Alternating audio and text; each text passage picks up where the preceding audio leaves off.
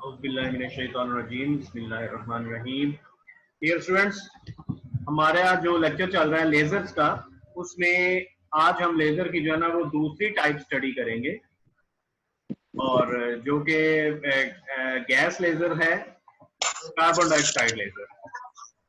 ये जो टाइप आपको बता रहा हूँ, ये बेसिकली आपके वो जो हैंडआउट्स दिए थे उसमें नहीं थी, तो इसलिए ये लेक्चर जो है आप अच्छी तरह से नोट कर लीजिएगा, साथ में कॉपी पेंसिल वगैरह रखें अपने। तो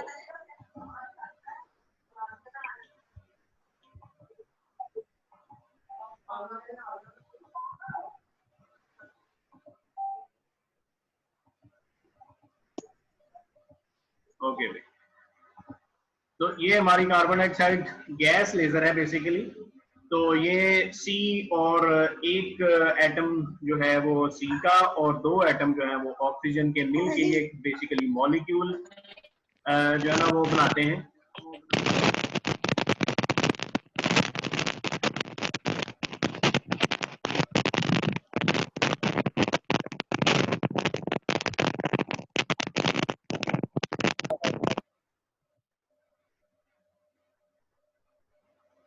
ये बीच में डिस्टॉर्शन शोर आ रहा था, तो मेरा ख्याल में अब ठीक है।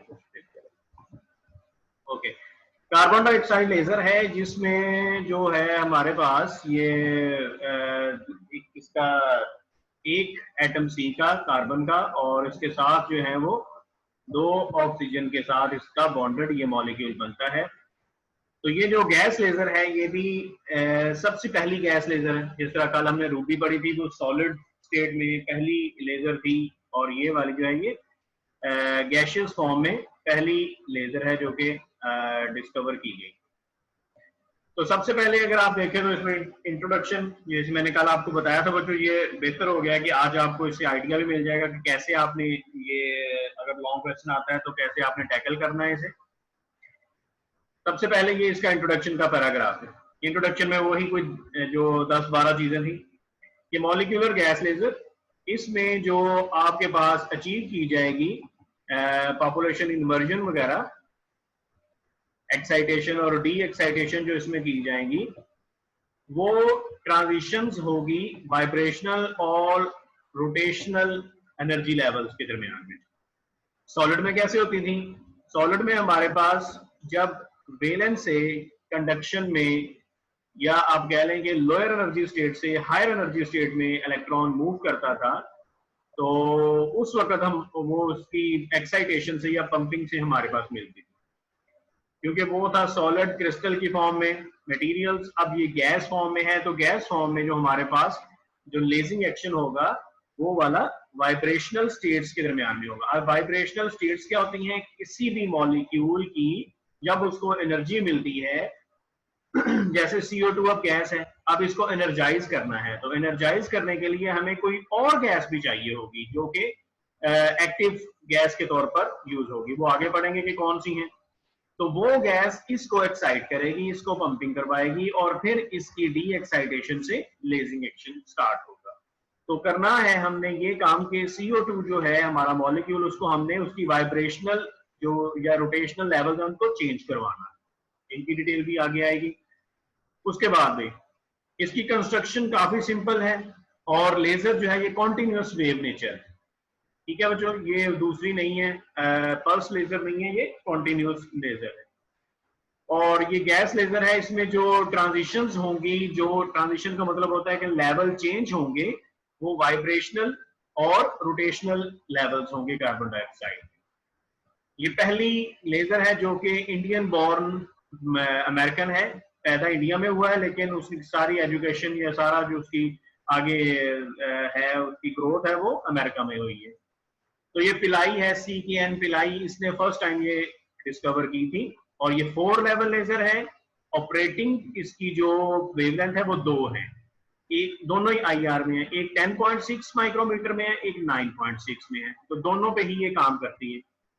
ज्यादा फेमस 10.6 पे यूज की जाती है IR रीजन में। IR आपको पता है इंफ्रारेड रीजन होता है, जो कि हमारे विजिबल पोर्शन में नहीं आता, बहुत ही कम एनर्जी का पोर्शन है। इससे ज्यादा विजिबल होती है और उससे ज्यादा फिर UV की एनर्जी होती है। तो ये आप कह सकते हैं कि कम एनर्जी या बड़ी वेवलेंथ वाली लेजर होती है। नेक्स्ट है भाई, मिक्सचर जो यूज किया जाएगा CO2 को एक्साइट या इसको पंपिंग करवाने के लिए, वो नाइट्रोजन होगी, हीलियम होगी और वाटर वेपर्स होंगे इस अपरेटस को कूल डाउन करने के लिए। इलेक्ट्रिक डिस्चार्ज की जाएगी इसमें, इलेक्ट्रिक चार्ज मीन वोल्टेज दिया जाएगा, डीसी पावर दी जाएगी, पावर सप्लाई अप्लाई की जाएगी और आउटपुट पे आपको पावर मिल जाएगी। जो भी इसकी लेजर होगी वो फिर आउटपुट पावर उसकी वो मिल जाएगी। इसमें जो कैविटी होगी उसमें आमतौर पर फ्लैट मिरर्स नहीं यूज किए जाते, कनकेव मिरर्स होते हैं रेजोनेंट कैविटी के अंदर, ताकि उनकी फोकसिंग ज्यादा बेहतर तौर पर हो सके और वो ये सारी की सारी रेज जो फोटॉन्स की बीम्स होती हैं वो टकरा कर एक मिरर से तो फोकस होकर दूसरे की तरफ मूव करें और फिर दूसरे से टकराकर फोकस होकर पहले की तरफ मूव करें। तो इस तरह से एक कनकेव मिरर की असेंबली यूज की जाएगी। आउटपुट जो लेजर की पावर है वो 10 किलोवाट, बहुत बड़ी पावर है ये, ठीक है, 10,000 वॉट की पावर, बहुत बड़ी पावर की लेजर है ये। और nature of output power continuous और पल्स्ड वेव, पहली जो थी हमारे पास वो इसकी कॉन्टिन्यूस नेचर में थी, लेकिन उसके बाद जो थी वो इसकी ये पल्स लेजर भी बना ली गई थी, वो एक अलग से प्रोसेस था क्यू स्विचिंग का। लेकिन एनीवेज आपने ये याद रखना है कि ये वाली कार्बन डाइऑक्साइड जो फर्स्ट लेजर थी वो कॉन्टिन्यूस वेव नेचर की, और ऑपरेटिंग जो वेवलेंथ है वो मैं आपको बता चुका हूँ कि 9 और 10.6। ये तो हो गया इंट्रोडक्शन का पार्ट।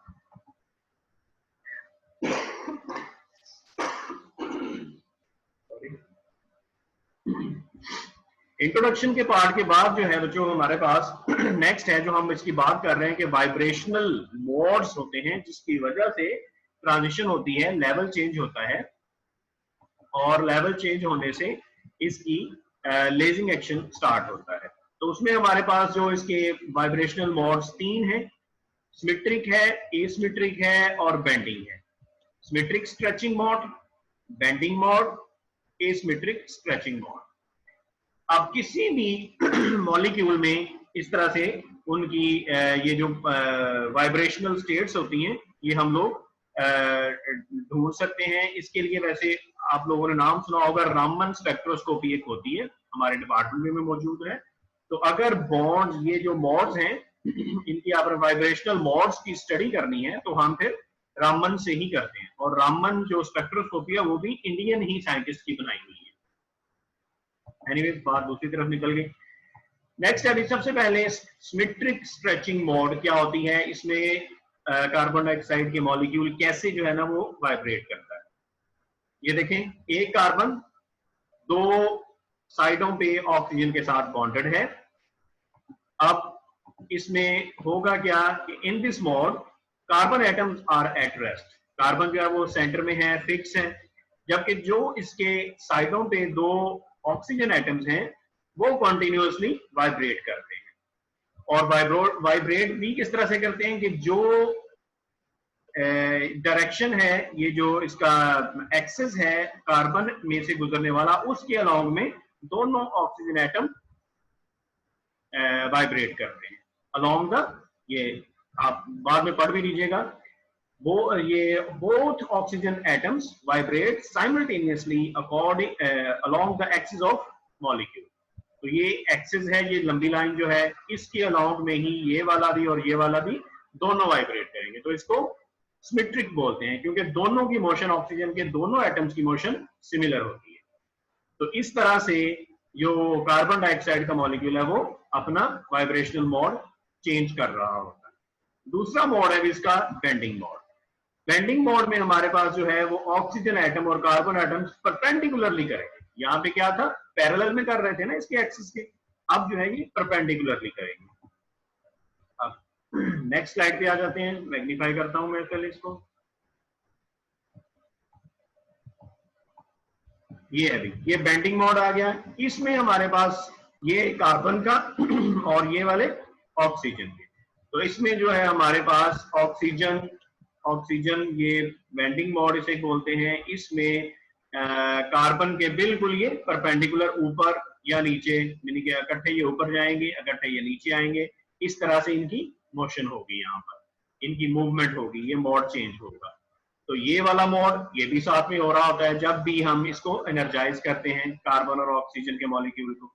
तीसरा जो है वो आपके पास है वो जो एसिमेट्रिक है, सॉरी ये सिमेट्रिक नहीं है, एसिमेट्रिक, यहाँ पे ए आना चाहिए था शुरू में, वो टाइपिंग एरर यहाँ पे हो गई है, आप इसको सही कर लीजिए, यहाँ पे सही लिखा हुआ है। तो एसिमेट्रिक स्ट्रेचिंग मोड में क्या होगा, जो कार्बन का जो एटम है उसके अलोंग में ही होगी, लेकिन अब ये होगा कि अगर ये वाला ऑक्सीजन एटम जो है ये लेफ्ट वर्ड मूव कर रहा है, इधर वाला oxygen atom right word move कर रहा हो। अगर इधर वाला लेफ्ट वर्ड मूव कर रहा है तो इधर वाला राइट वर्ड मूव कर रहा हो। तो इस तरह से जो ऑक्सीजन एटम्स हैं दोनों कार्बन के साथ एसोसिएटेड, वो एसिमेट्रिकली वाइब्रेट कर रहे होते हैं। ठीक है, ये देखें, oxygen atoms move in one direction while carbon atoms in the other direction. तो दोनों के साथ ऐसा ही सूरत हाल है, अगर ऑक्सीजन इधर को आएगी तो ये कार्बन उस तरफ को चली जाएगी, अगर ऑक्सीजन इस तरफ को ये वाली मूव करेगी, इसकी मतलब वाइब्रेशन इस तरफ को होगी, तो डेफिनेट है कि ये कार्बन एटम थोड़ा सा स्ट्रेच हो जाएगा दूसरी तरफ, ऑपोजिट होने हैं ये दोनों एक दूसरे के। ठीक है बच्चों, तो ये तीन किस्म के मॉड्स हैं जो कि इनकी स्ट्रेचिंग का बायस बनते हैं। स्ट्रेचिंग का वर्ड ऐसे ही आप समझ लें कि जैसे एक स्प्रिंग है और उस स्प्रिंग के दोनों एंड्स पे आपने कोई दो बॉल्स लगा दी हैं, तो अब आप उन बॉल्स को वाइब्रेट करवाते हो फोर्स देके, जो हमने एनर्जी देने की बात करेंगे, पंपिंग करेंगे, तो स्प्रिंग में जिस तरह की वाइब्रेशंस आएंगी, कभी ऊपर नीचे दाएं बाएं लेफ्ट राइट, सारी की सारी वो ये तीन किस्म की। ठीक है, तो इसी तरह के किसी भी मॉलिक्यूल में यही बॉन्डिंग में स्ट्रेचिंग होती है। तो कार्बन डाइऑक्साइड की ये तीन फिगर्स आपने बना लें। उसके बाद आती है इसका वर्किंग प्रिंसिपल। एक्टिव मीडियम जो है वो आपके पास है कार्बन डाइऑक्साइड। इसमें ये देखें, एक इनलेट कार्बन डाइऑक्साइड की जो कि मेन होस्ट है, और दो गैसेस जो हैं वो हम एक्साइट करने के लिए यूज करेंगे, नाइट्रोजन और हीलियम। तो ये जो ये इन गैसेस को क्रायोजेनिक लिक्विड भी बोलते हैं बच्चों।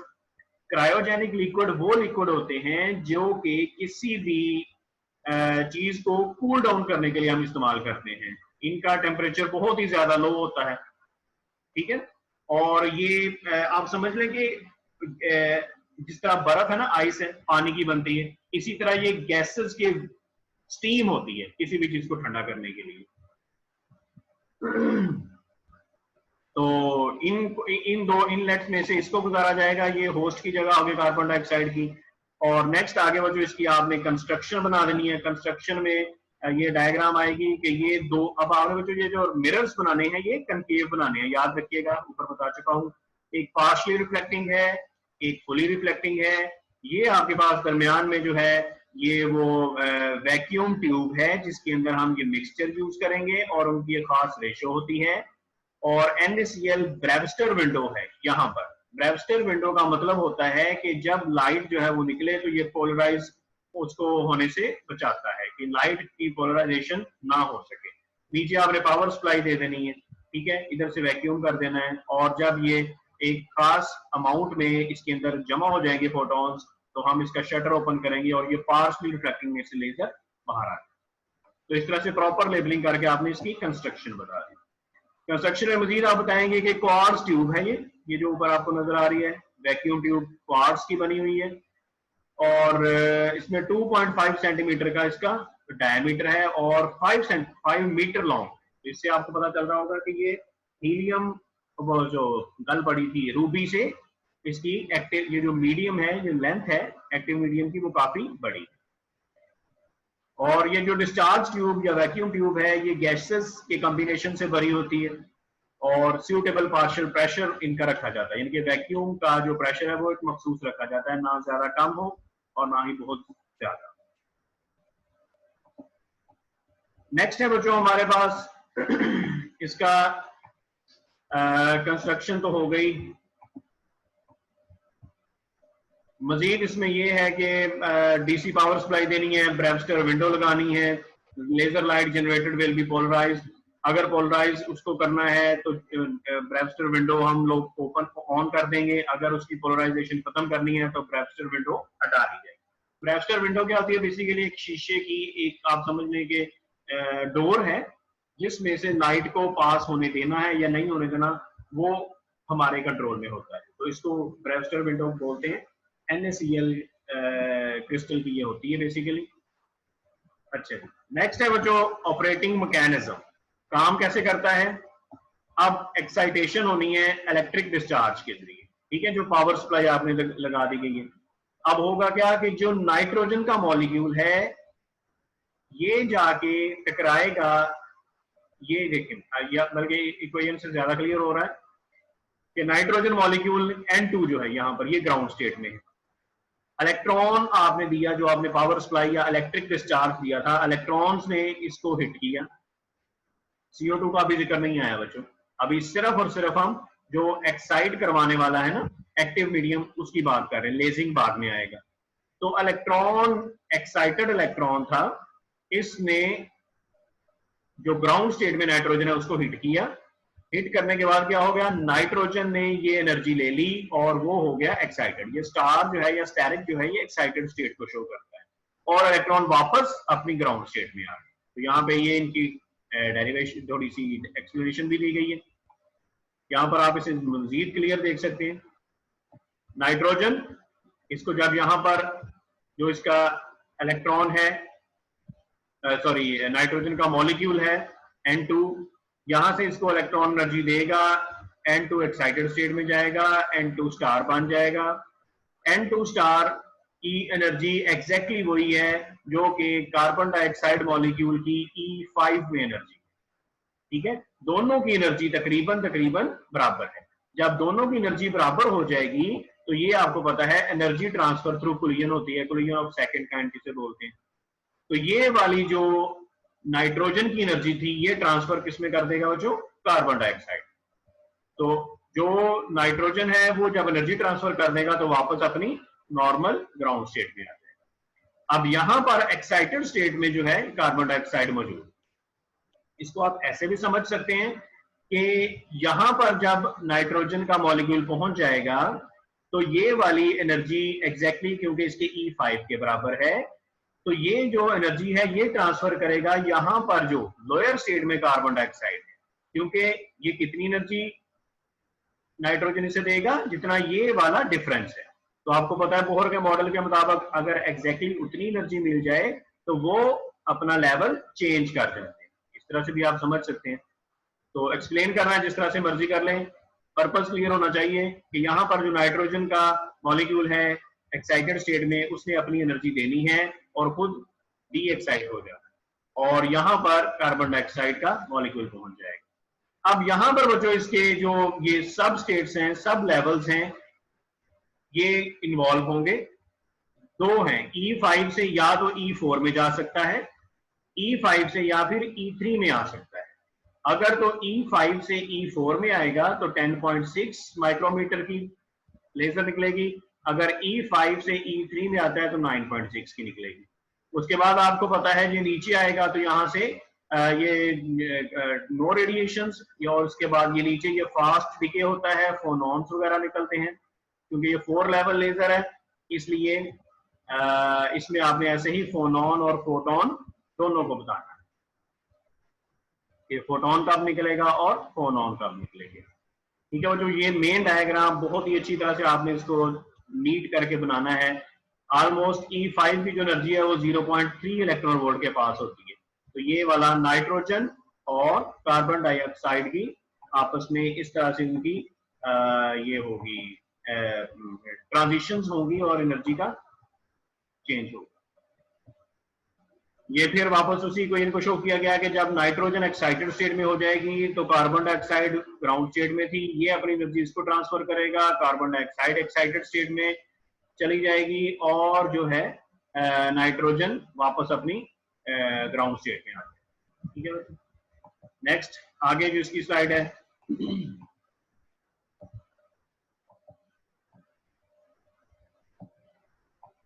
ये ऊपर जो हम बता चुके हैं ये उसी को ही डिस्क्राइब किया गया है। यहाँ पे आपने बताना है कि 2 लेवल्स इन्वॉल्व हैं, E5 से E4 में आती है और E3 में आती है।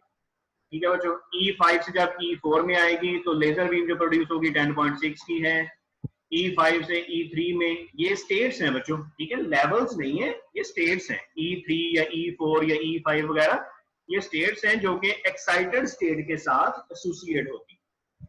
तो स्टेट्स कई मतलब 2, 3, 4 भी हो सकती हैं, ठीक है। ये डिटेल आगे जाके पढ़ेंगे हम कि इसमें सिंगलेट स्टेट भी होती है, डबलेट भी होती है, ट्रिपलेट भी होती है, तो वो डिटेल कभी फिर समझाऊंगा। तो इस तरह से एनीवेज 10.6 हो या 9.6 हो बच्चों, तो हमारे पास जो आउटपुट लेजर मिलती है वो तकरीबन एवरेज उसकी पावर होती है 10,000 what, 10K what. Okay, next है बच्चों इसके एडवांटेजेस। अब आप इसका सारा ये फिनोमेना इसी तरह हेडिंग्स के साथ लेके चलेंगे।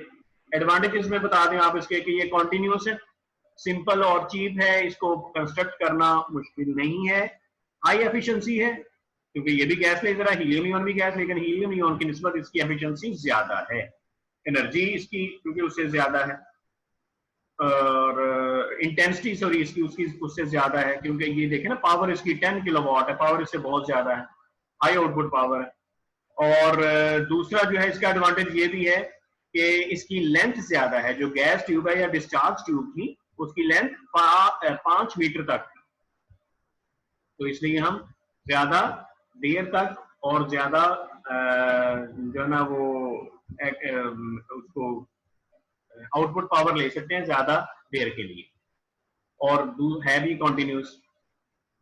तो कॉन्टिन्यूस है बच्चों, इसीलिए हम इसे हीट अप होने से रोकने के लिए या तो पानी या फिर क्रायोजेनिक लिक्विड यूज करते हैं, जो कि हीलियम की। डिसएडवांटेजेस भी हैं, जाहिर सी बात है।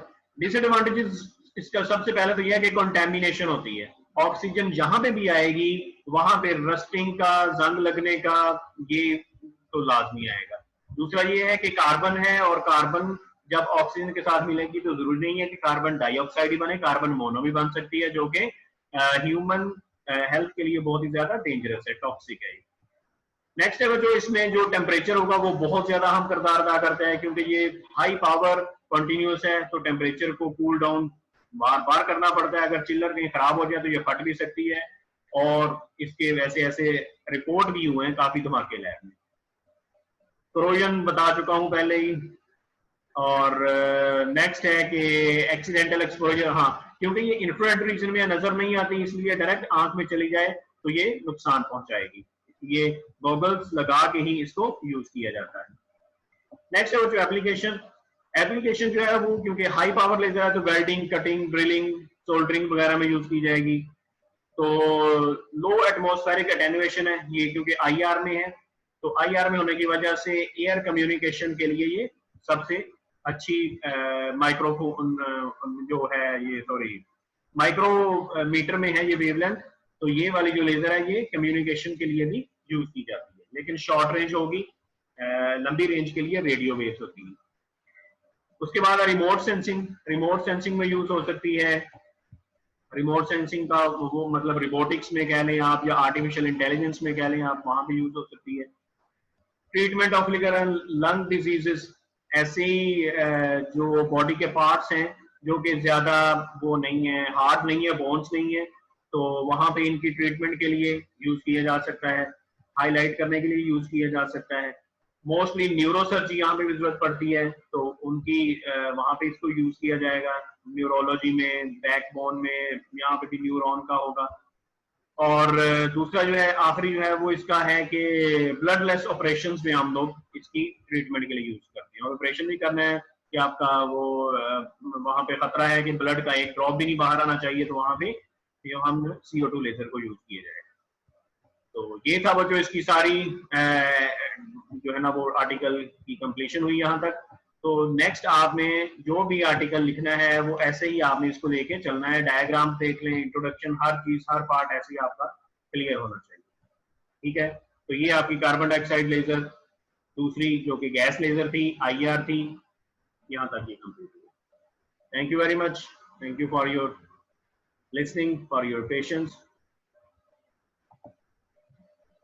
अब आप कोई भी किस्म का अगर क्वेश्चन है तो आप क्वेश्चन आंसर कर सकते हैं।